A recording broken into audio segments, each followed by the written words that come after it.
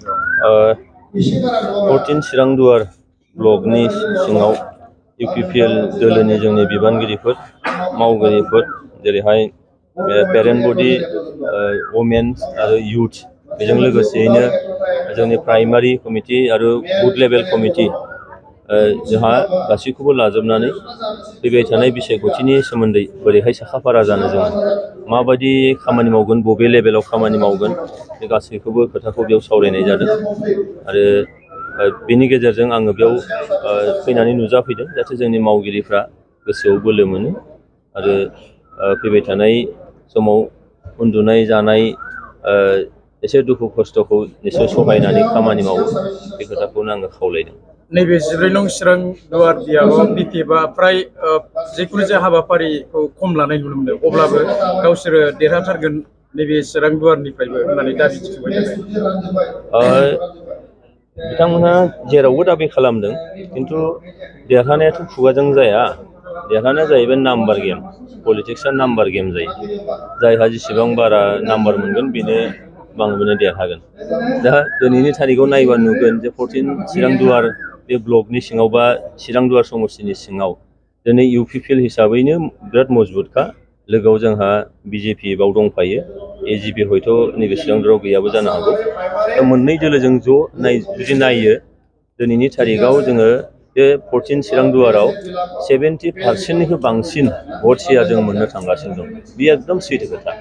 Custom Basumatary बिथाङा बुंनाय बायदिबा माने सारा MP जानायनि जैगथा गैया होननानै बिथाङा गले गले बुंबाय थानायखौ नुनो मोननाय जादों। कास्टम बसुमतारी बिथाङा फंबाय बियो आङो बैसोआव जोबोद उन्दै आरो बियो जोंनि नैबे बिटिआर ओनसोलनि नङा मानसिया बियो जों बयबो मिथिखागौ गलाघाटनि बिहाबाव भटआनो गैया आरो आंनि मोनथिनायाव बिथाङा खुगाखौ जेसेबां माने सालु खालाम खुगाखौ जेसेबां फानगोन बिथांनि फावरिहाय न'आव न'खर सोलिनाया एसेबां जागोन आरो बे खारनावनो बिथाङा गोदान गोदान माखासे बाथ्राफोर बिथाङा बुंबाय थायो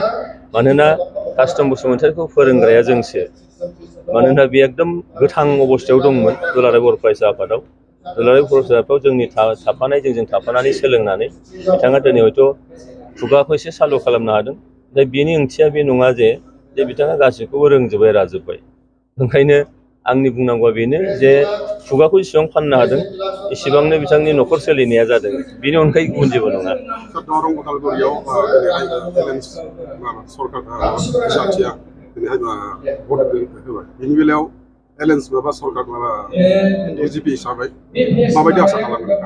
बेखौ जेबो साननांगौ गैया मानोना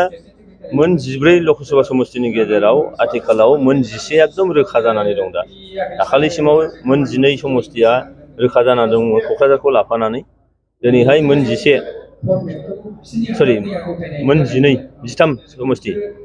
समस्तिया रोखा जानानै दङ 12निफ्राय दा मोनसे बारायनानै 13 समस्तिया रोखा जानानै दं आरो धुबुरीयाव 3 खनायारि बादायलायनाय जागोन AGPनि दं जोंहा आरो कंग्रेसनिफ्राय बारग' मिनिस्टार आथिखालाव MLA रफिकुल हुसैन आरो EUDIPनिफ्राय आथिखालनि MP बदरुद्दिन आजमल EUDIPनि आफादगिरि दा बे साथामनि गेजेराव मोनसे जुजिलायनाय जागोन 3 खनायारि आरो बेयाव जों आसा लादों जे AGPनि बिजाथि बिथाङा देरहालांनायनि चान्सआ 51-52% बिदि जानानै दङ बेखायनो माने समान समान टाक्कर जायोब्ला 51-52%